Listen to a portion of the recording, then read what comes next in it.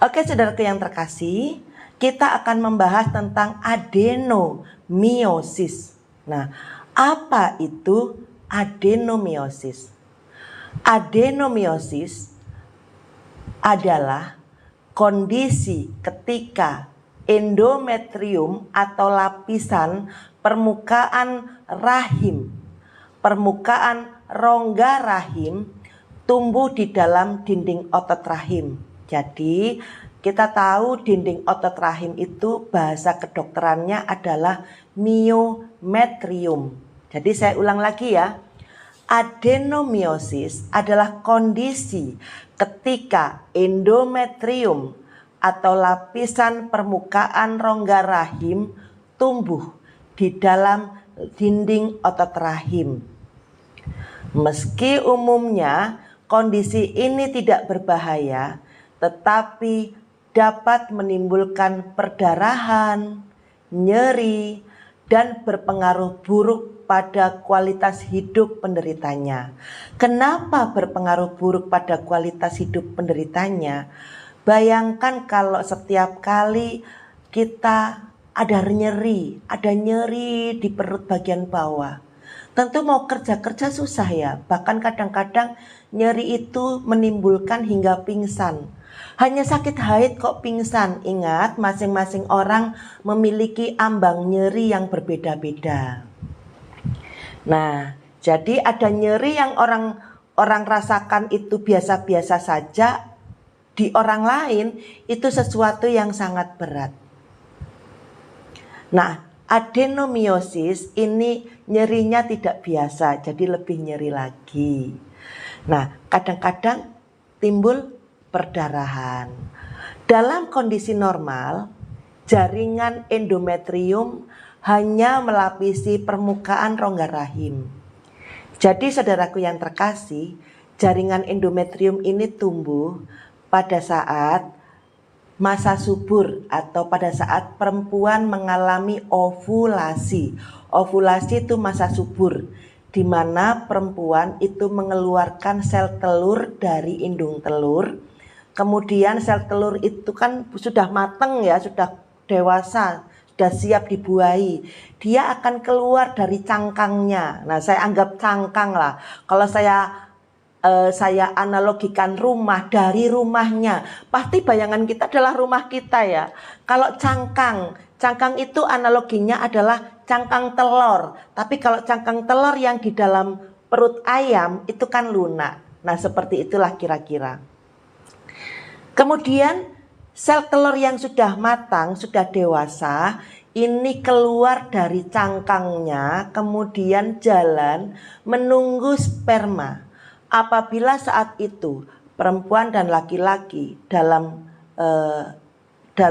area hari-hari itu ya, dalam waktu 1, 2, 3 hari di hari-hari itu mereka berhubungan, maka masih ada sperma di rahim. Sperma itu akan mencari sel telur dengan sendirinya.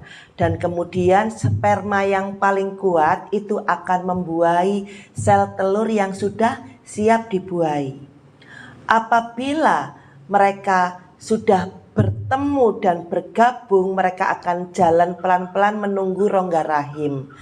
Dan tubuh secara alami sudah membentuk endometrium di rongga rahim. Untuk apa? Untuk mempersiapkan diri apabila sel telur dan sperma tersebut hadir di rongga rahim dan tertanam di sana. Nah, tertanamnya di endometrium tadi. Dan apabila tidak ada hubungan seksual saat masa subur tersebut, maka sel telur akan turun ke rongga rahim dan meluruh bersama dengan endometrium tadi menjadi darah haid ya. Itu mekanismenya. Jadi saya ulang, dalam kondisi normal jaringan endometrium hanya melapisi permukaan rongga rahim. Nah, pada adenomiosis, jaringan endometrium tetap berfungsi secara normal, tetapi tumbuh ke dalam lapisan otot rahim. Jadi mereka terbentuk dan tumbuh ke dalam lapisan otot rahim yang harusnya tidak ditumbuhi oleh endometrium. Jadi kita katakan di sini kondisinya abnormal ya. Nah, akibatnya rahim menjadi membengkak pada setiap siklus menstruasi. Saudaraku, adik-adik, kondisi ini dapat dialami oleh wanita di semua kelompok usia, tetapi lebih sering pada usia 40 sampai 50 tahun. Dan kondisi ini juga biasanya sembuh ketika wanita mengalami yang namanya menopause atau henti haid. Sekarang kita bertanya tentunya, apa penyebab dari adenomiosis? Hingga saat ini penyebab adenomiosis belum dapat dipastikan. Namun kondisi ini diduga terkait dengan beberapa faktor, misalnya sebagian besar mengenai orang atau mengenai wanita usia 40 sampai 50 tahun. Kemudian mengenai pada perempuan yang telah menjalani operasi pada rahim, misalnya kuretase, operasi sesar. Kemudian pada wanita yang pernah melahirkan dan pada wanita yang menderita obesitas. Memang obesitas ini menjadikan kondisi apapun itu menjadi beresiko ya. Jadi makanya kita harus betul-betul jaga pola makan, tetap berusaha untuk memiliki berat badan ideal. Bagaimana gejala dari adenomiosis? Sebagian besar penderita adenomiosis tidak mengalami gejala apapun, saudara. Namun pada beberapa kasus adenomiosis dapat menimbulkan gejala-gejala yang akan saya sebutkan berikut ini. Yang pertama adalah nyeri panggul. Kemudian perdarahan yang deras dan lama saat menstruasi atau kita sebut sebagai menoragi. Bahkan hingga lebih daripada 15 hari. Jadi artinya di sini mensnya panjang dan banyak. Yang harusnya 1 minggu selesai, ini jadi 15 hari. Kemudian nyeri dan kram saat haid. Sakit saat berhubungan seksual atau kita sebut sebagai dispareunia. Kemudian apa yang harus dilakukan atau kapan kita harus meminta pertolongan? Jadi ibu-ibu dan para remaja putri apabila mengalami kondisi ini harus segera berangkat ke dokter ya, khususnya SPOG. Atau kalau kalian tepatnya di pelosok daerah 3T nggak ketemu dokter ini, ada Bu Bidan di sana, Anda boleh berkomunikasi dengan Ibu Bidan atau perawat untuk berkonsultasi. Atau Anda boleh DM saya deh untuk bertanya ya. Paling tidak nanti kalau saya melihat pesannya akan saya jawab.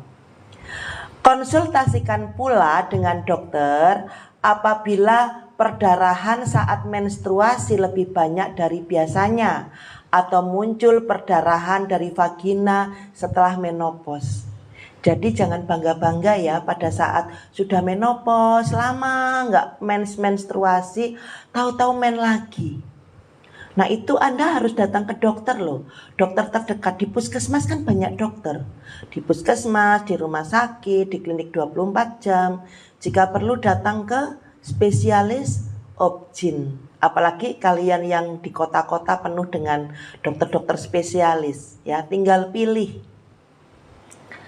Berikutnya adalah bagaimana cara ibu-ibu mahasiswa bidan ini ya, ibu-ibu calon bidan, ibu-ibu bidan, karena mahasiswa di sini juga ada yang sudah jadi bidan tapi dia kuliah lagi, dan mungkin tenaga kesehatan yang lain atau ibu-ibu yang lain ya yang mendengarkan saya di sini. Bagaimana cara mendiagnosis adenomiosis? Biasanya sih dokter akan bertanya tentang apa? Gejala dan melakukan tes pemeriksaan fisik. Anda akan dilihat perutnya, kemudian mungkin dokter akan masukkan tangan ke sarung tangan, Anda akan dilihat bagian dalamnya ya.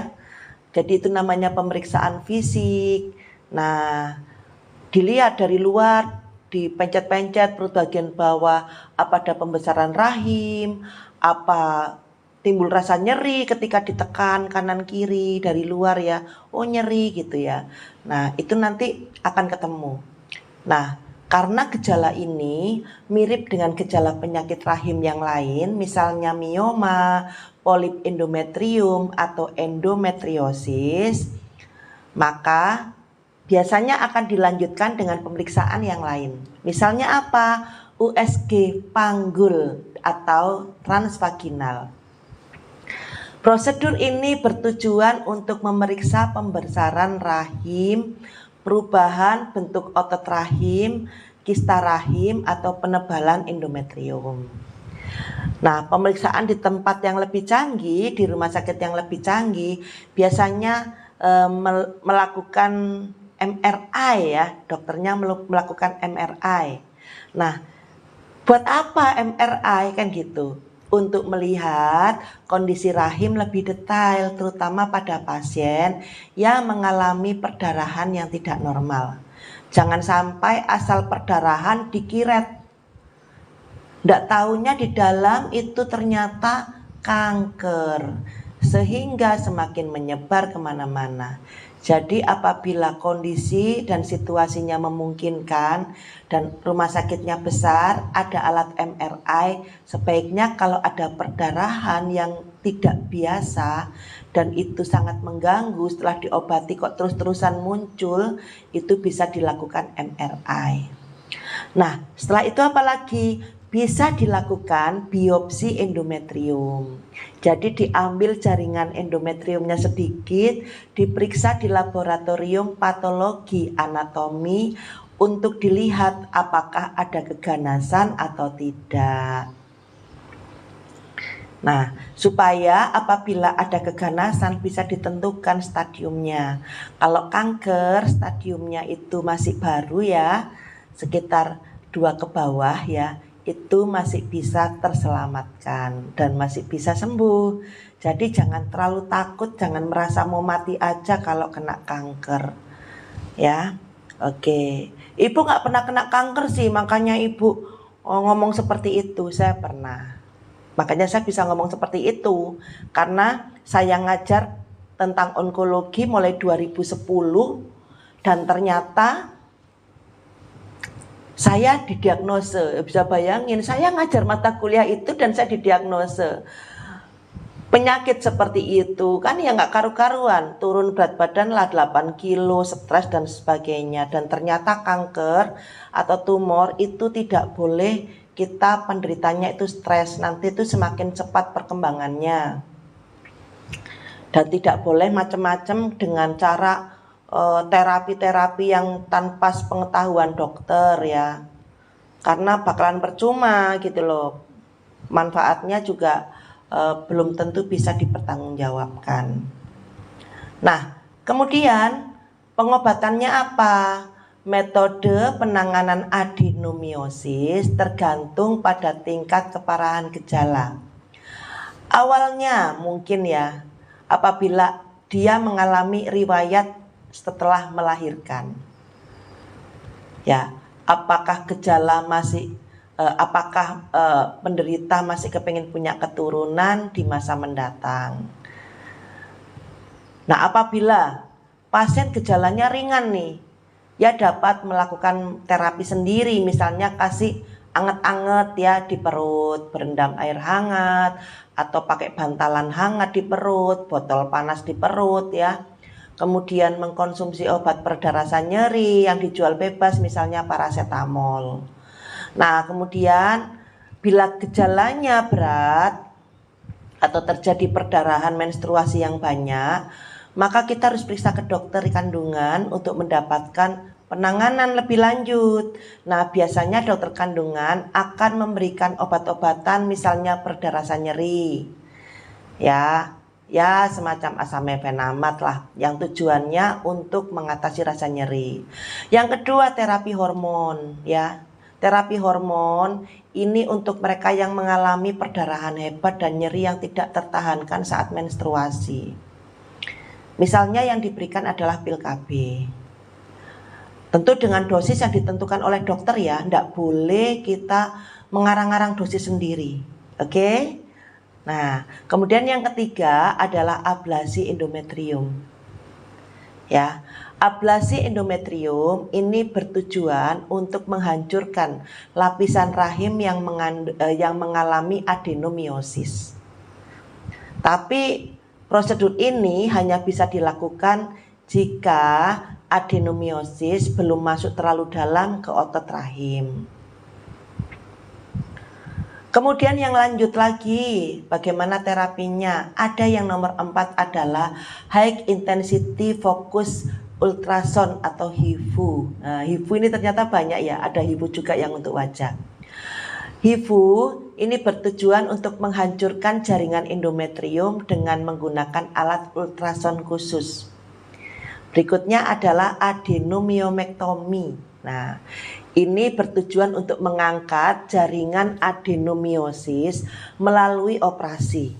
Nah, prosedur ini dilakukan bila adenomiosisnya tidak berhasil dihilangkan dengan metode-metode sebelumnya yang saya sebutkan tadi. Kemudian embolisasi pembuluh darah arteri rahim. Dan prosedur ini dilakukan untuk menghambat darah yang mengalir ke area adenomiosis, sehingga ukurannya akan mengecil dan keluhannya mereda. Prosedur ini dilakukan pada pasien yang tidak bisa menjalani operasi. Jadi terapinya bertahap ya. Terapi yang paling kilat itu adalah histrektomi atau pengangkatan rahim. Ini dilakukan jika adenomiosis tidak dapat diatasi dengan cara lain. Dan prosedur ini hanya dianjurkan jika penderita tidak lagi berkeinginan untuk hamil. Jadi sudah cukup anaknya sudah ada, jadi melakukan histrektomi apabila belum punya anak atau anaknya masih satu pengen punya anak lagi, Anda bisa dilakukan terapi yang sebelum-sebelumnya tadi yang saya sebutkan. Untuk adik-adik PowerPoint-nya ya nanti bisa dipelajari. Nah, kemudian komplikasi adenomiosis. Adenomiosis dengan perdarahan yang banyak dan berkepanjangan saat menstruasi ini dapat menimbulkan anemia ya, atau kurang darah. Adenomiosis juga dapat mengganggu kualitas hidup penderita karena rasa tidak nyaman ketika beraktivitas akibat nyeri haid dan perdarahan menstruasi yang berlimpah-limpah atau yang banyak. Apakah ini bisa dicegah, Bu? Bisa ya, bisa dicegah. Pencegahannya belum tahu sih caranya gimana. Tapi penyakit ini bisa dihindari dengan mengendalikan faktor risikonya. Misalnya, menerapkan pola makan sehat, bergizi lengkap dan seimbang. Anda tahu kan caranya makan bergizi lengkap dan seimbang? Bukan 4 sehat 5 sempurna loh ya. Tapi my plate. My plate ini 1 piring Anda dibagi 4. 1/4 untuk nasi, 1/4 untuk sayur, 1/4 untuk lauk, 1/4 untuk buah. Bolehlah minum susu kalau mau. Kalau enggak usah, enggak apa-apa. Jadi susu ini kan bukan yang harus rutin ya. Ini bukan juga kita harus tiap makan kita minum susu, enggak juga. Yang penting air putih, air buah boleh. Itu pola makan sehat, bergizi dan seimbang. Nah, kemudian menjaga berat badan agar ideal. Kalau kita terlalu banyak mengkonsumsi karbohidrat ya, Lakukan senam atau olahraga barang setengah jam, 1 jam sehari ya untuk membakar itu. Terima kasih yang sudah kasih saya es jeruk ya. Nah, kemudian menurunkan berat badan apabila mengalami obesitas. Apakah kami meninggalkan nasi? Nggak apa-apa, nggak apa-apa. Anda boleh meninggalkan nasi. Jadi ada beras namanya beras karnus. Beras karnus ini beras dari ubi-ubian kayaknya kalau nggak salah, tapi ditambah dengan bekatul ya. Jadi ini kenyang dan enak. Saya tiap hari konsumsi itu juga. Dan lumayan dari berat badan 78 sekarang sudah di bawah 74. Jadi lumayan turun banyak kilo ya. Untuk mengganti nasi saya dengan beras tersebut. Jadi satu pack kalau nggak salah isi 10, harganya apa 56.000 apa ya, saya lupa.